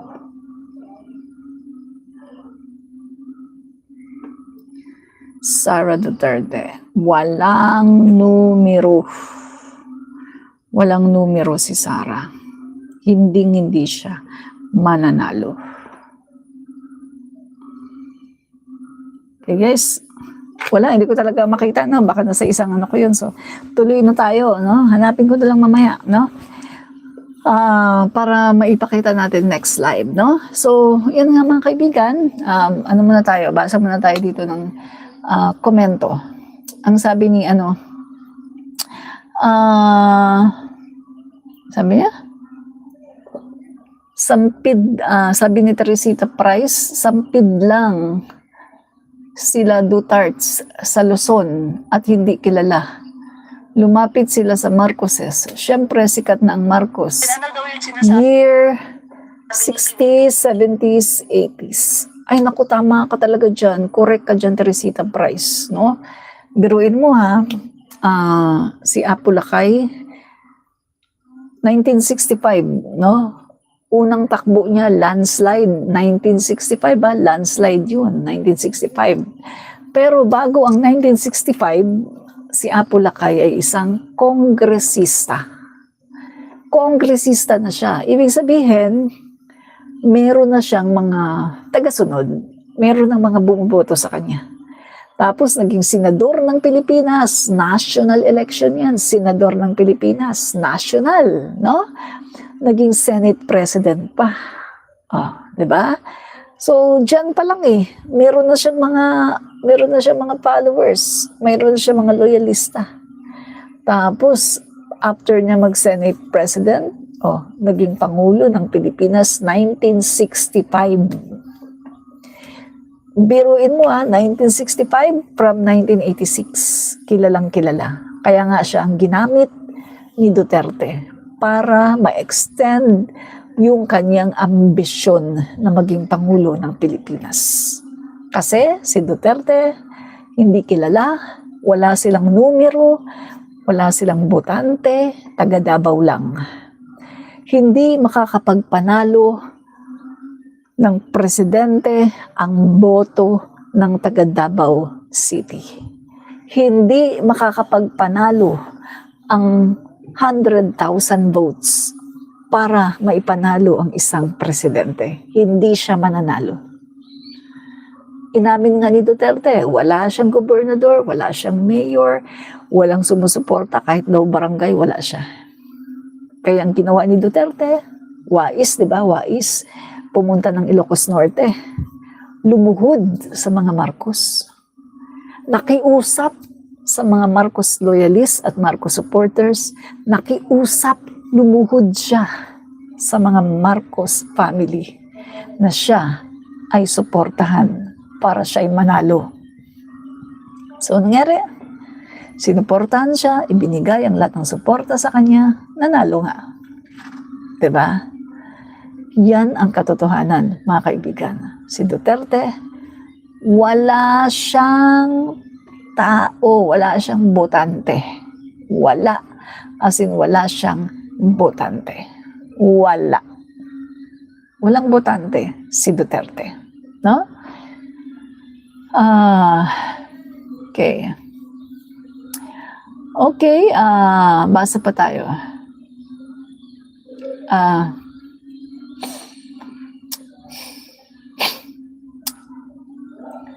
Okay. Ang daming DDS dito, stress na stress sila, Uy, stress na stress ang mga DDS, Oo nga, stress na stress sila, oh. Alam niyo, huwag kayo may stress, no? Huwag kayo may stress kasi baka mamaya magkasakit kayo, high blood, no? Yan. Huwag kayong may stress. Yan. Huwag may stress, ha? Baka magkasakit kayo, no? So, mga kaibigan, flex lang natin, no? Itong mga ginawa ng ating Pangulo. Flex natin. Yan. So, flex natin mga kaibigan, no? Ang ginawa ng ating Pangulo. Okay. Flex natin. Okay. Okay, yan. So mga kaibigan, eto. Yan. So ito guys, no? Ayon kay First Lady Liza Marcos, ang milestone na ito ay nagpapadala ng mas mataas na pamantayan sa mamimili para sa mga Pilipino, magbubukas ng mas maraming trabaho, magpapalakas ng ekonomiya. Yan.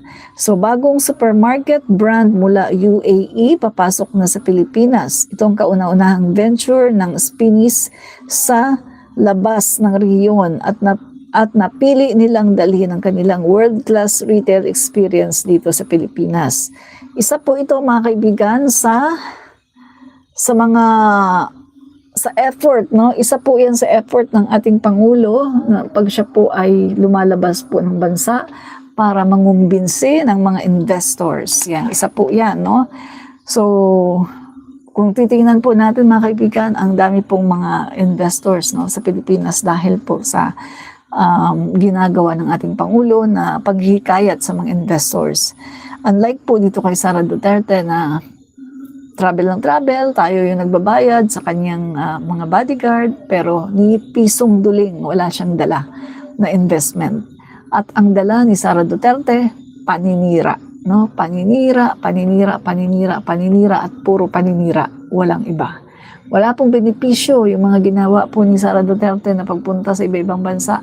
Wala pong benepisyo. Bagamat ito pa ay nakasira sa ating ekonomiya. No? Nasira po. No? Nakakasira ang ginagawa ni Duterte, ni Sara. Yan. So, ito pa mga kaibigan, no? Patuloy na ipinapatupad ang zero balance billing. Napakarami na ang nakinabang na ating mga kababayan sa zero balance billing. Pati na dito sa nangyari na paglindol sa Cebu. Ang mga biktima ay kasama na or sakop na ng zero balance billing. Yan, no? So muli nating nasaksihan ang isang leader na hindi lamang nakaupo sa Malacanang, kundi personal nakasama ng taong bayan sa gitna ng kanilang pagdurusa. Sa kanyang pagbisita sa Bogo City, Cebu, si Pangulong Ferdinand R. Marcos Jr. mismo ang nagpakita ng malasakit. Inikutan ang mga guhong tahanan, paaralan, simbahan at hospital kung saan ang mga pasyente ay nasa makeshift wards. Hindi niya hinayaang maramdaman ng ating mga kababayan na sila iniwan. Ipinatupad ni PBBM ang zero balance billing para sa lahat ng biktima ang nangangailangan ng gamutan. Walang iiwanan, walang babayaran. Kasabay nito, walang tigil ang distribution ng family food packs at mabilis na deployment ng water purification at malinis na tubig sa bawat apektadong pamilya. Ito ang larawan ng isang Pangulo na hindi lamang nag-uutos mula sa malayo, kundi dumadama, nakikinig, kumikilos mismo, nahahawakan, nakakausap ng taong bayan. Only in the time of President Marcos Jr. Diba? Kasi alam naman natin si Duterte guys, si Duterte panay lang tulog maghapon. Si Duterte yung tipo ng guys, nag-trending, di ba? Nung panahon ni Duterte, trending sa Twitter, trending sa social media ang hashtag nasaan ang Pangulo. Bakit? Kasi nagkakandara pa na lahat, nag-evacuation at lahat. Si Duterte, tulog na tulog. sa ilalim ng kanyang kulambo. Tanghali na, tulog na tulog, yung mga kababayan natin nagkakagulo na, hindi na alam ng mga mayor anong gagawin nila, walang direktiba from the president. Si Duterte tulog na tulog, hapon na tulog pa rin.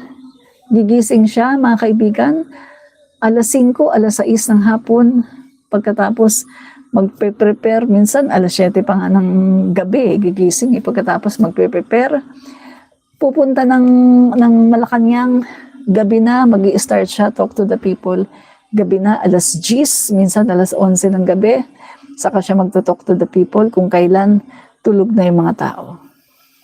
Ibang klase, di ba? Yan ang presidente na napakatamad, Duterte. Presidente na napakatamad, si Duterte. Nangangamatay na ang mga Pilipino, hindi na alam kung anong gagawin. Siya tulog. Tingnan mo, napakatamad. Kaya sa panahon niya, tuwing may bagyo, hashtag nasaan ang Pangulo. Viral. Hashtag nasaan ang Pangulo. Kasi hindi nakikita si Duterte. Dahil nandun natutulog sa ilalim ng kanyang kulambo. Aminin nyo yan. Aminin nyo yan, mga DDS. Dahil yan ang totoo. Sa panahon ni Duterte, viral, hashtag nasaan ang Pangulo. Dahil hindi siya nakikita. Pero ang Pangulo natin ngayon, oh, my God, nandun sa Masbate. Ha? Sa Masbate. Dahil binagyo. Tapos, biglang nasa Cebu. Pagkatapos, nandun naman nasa Pampanga. My God, minsan nga naisip ko, parang ano to, parang Superman. Daig pa si Superman. My God, ilang taon na yung Pangulo natin? 67 na yan, ha? 67 years old na ang Pangulo natin, mga kaibigan. Pero nakita mo naman, parang pag kumilos, parang teenager. Talaga namang lahat yata, kung pwedeng sa lahat ng lugar, nandun siya eh. May sakuna, merong tutulungan dito, naku, nandun ang Pangulo natin, mga kaibigan. Talagang kitang-kita siya, very visible sa mga tao, nahahawakan, nayayakap ng mga Pilipino. Pero si Duterte na, tulog. Hindi na maintindihan ng mga mayor anong gagawin nila, walang direktiba. Tulog siya. Anong sabi ni Harry Roque? Tinawagan siya noon ni Bayani Fernando. Bayani Fernando ba yun? Yung sa Marikina. Hindi ko lang maano kung si Bayani Fernando ba yun, ah. Wala pa yung si Chidoro eh. Hindi pa si Chidoro eh. So tinawagan siya ng mayor kasi nagkakagulo na sa Marikina. Anong sabi ni Harry Roque? Spokesperson. Anong sabi ni Harry Roque? Huwag po kayo mag-alala. May ano yan, guys. Viral yan, quote card. Huwag kayo mag-alala kasi ang Pangulong Duterte ay safe na safe at mahimbing pa na natutulog sa Malacanang.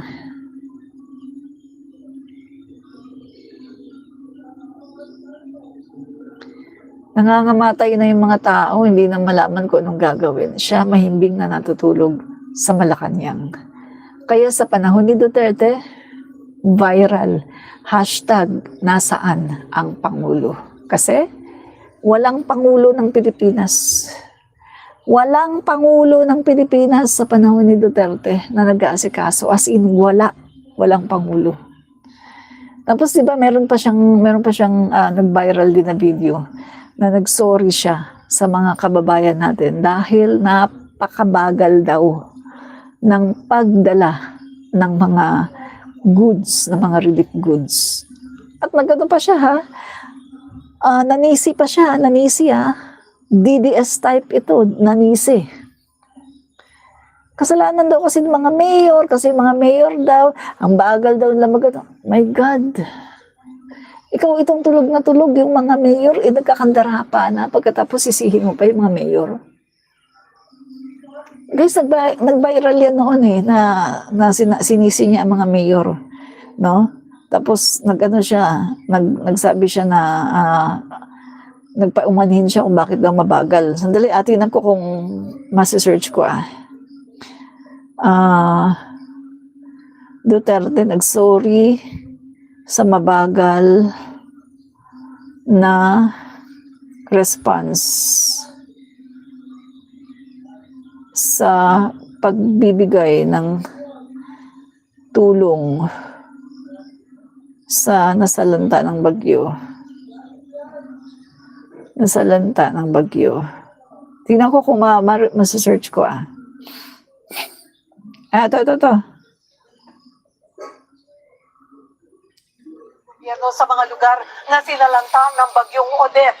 Sa kanyang nag-sorry si Pangulong Rodrigo Duterte sa mabagal na pagtugon ng gobyerno sa mga lugar na sinalanta ng bagyong Odette. Sa kanyang pagbisita sa Puerto Princesa, Palawan, sinabi ng Pangulo na marami at magkakalayo raw kasi ang mga lugar na sinalanta ng bagyo. Kaya hirap silang tugunan ang pangangailangan ng bawat lalawigan. Pero sa isang punto...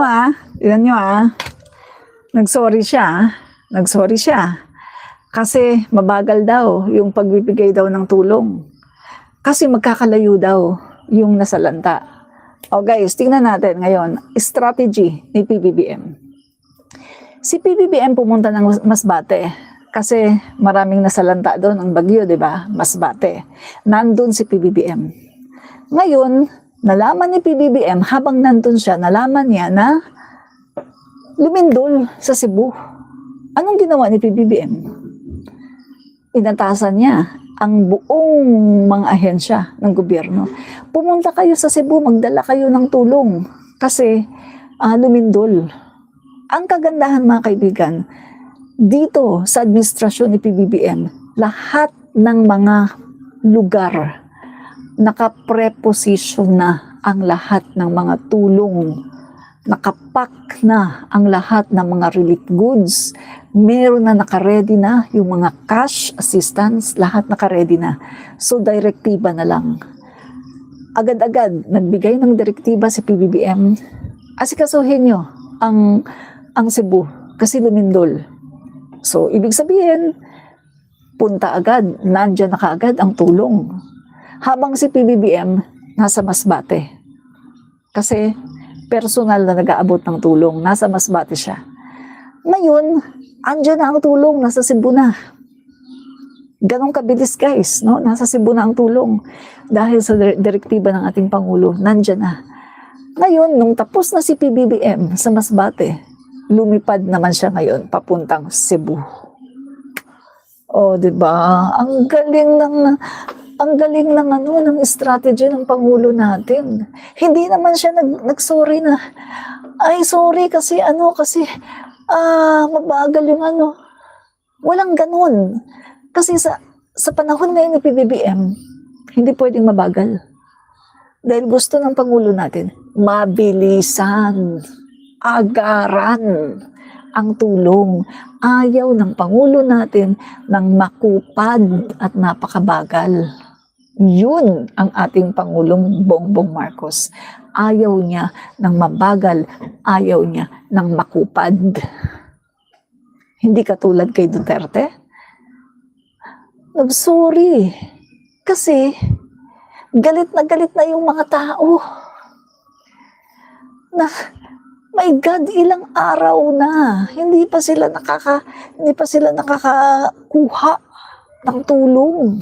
Ilang araw na guys. Pagkatapos ang masama pa nito, sinisisi pa ngayon ni Duterte. Yung mga mayor daw, ang babagal daw, nung kumilos, my God. DDS talaga. Mahilig manisi. Isinisi ng Pangulo sa mga mayor ang mabagal na aksyon. Kinakailangan daw kasi munang magsumite ng damage report sa National...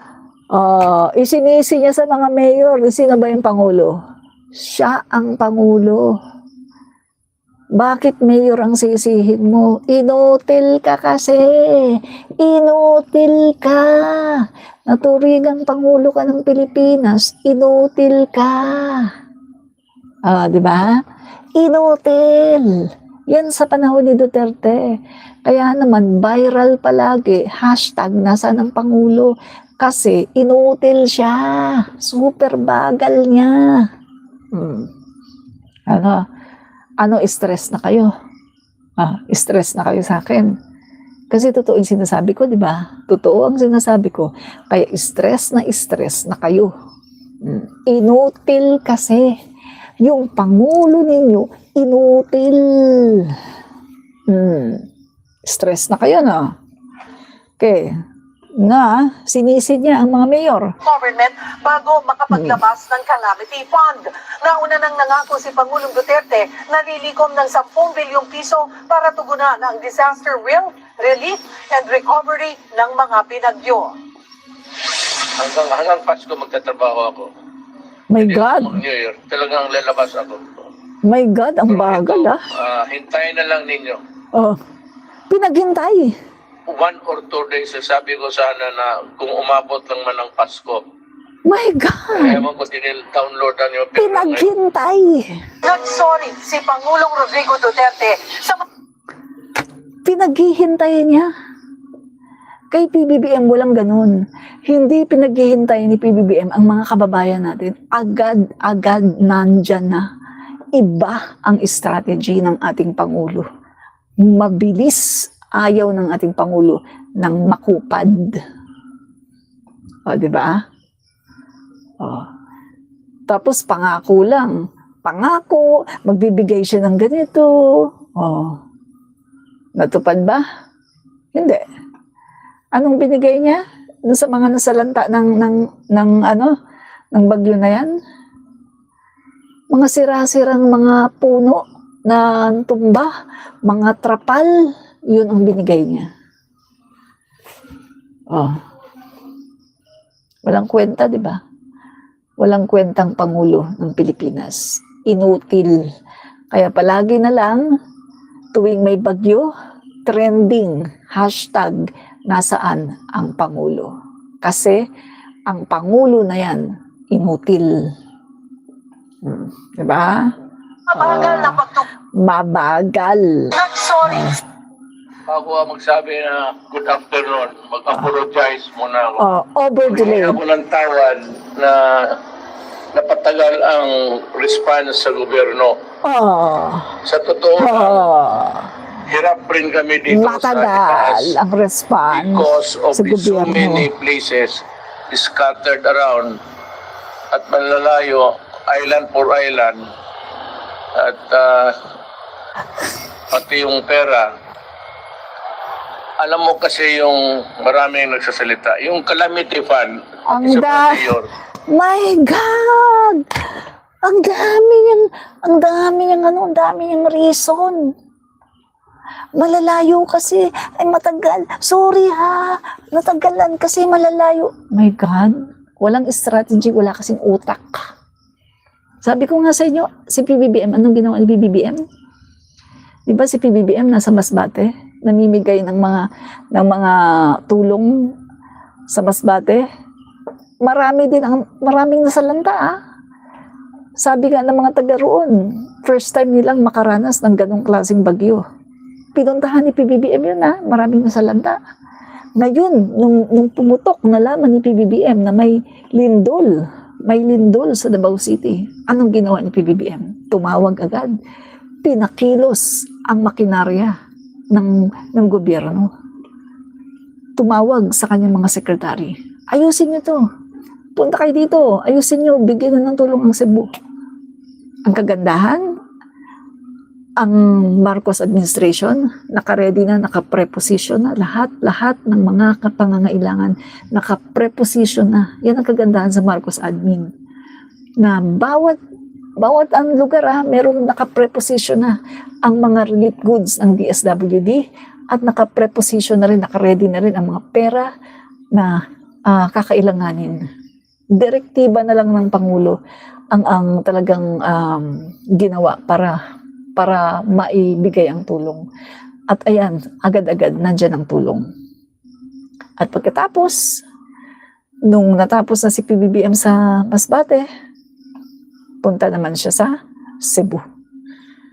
So bago dumating si Lustay, marami na, nandyan na ang tulong ng gobyerno. Bago dumating si Lustay na nagdala lang ng tulong na lugaw. Tapos take note Lugaw ang dinala ni Lustay pagkatapos. Kailangan pirma. Pumirma kayo, kailangan may pirma. Bawat tao na bibigyan ng lugaw, pipirma. Tingnan mo yung ugali niya.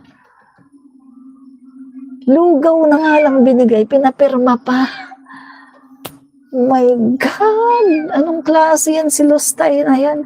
Lugaw lang binigay, pinapirma pa ang mga tao na akala mo parang binigyan ng tigi 1 milyon. Pinapirma. Grabing ugali. Sobrang ugali ni Lustay. So nakita niyo na mga kaibigan, nakita niyo na kung gaano ka-inutil si Duterte noong panahon na siya ang presidente. Sobrang delay na delay ang tulong sa ating mga kababayan. Kaya naman, hashtag, nasaan ang Pangulo? Every time na may sakuna, trending ang hashtag, nasaan ang Pangulo? Dahil hindi nakikita si Duterte.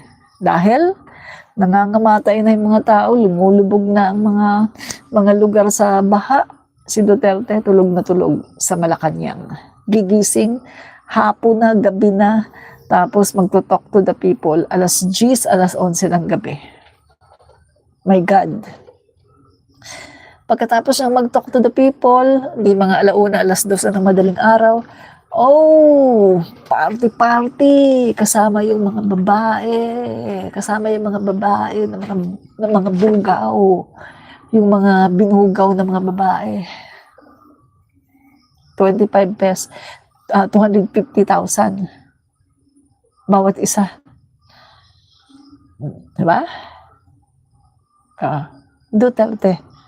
Ganyan ang Duterte administration. Walang kwenta. Inutil. Diba? So mga kaibigan, maraming salamat. Mamaya, bukas naman po muli, mga guys, no? Maraming salamat sa panonood, no? Ito po muli si Admin Rich, komentarista. Maraming po salamat sa lahat po ng nanood at sa nagbigay ng pakape. Bye-bye and God bless.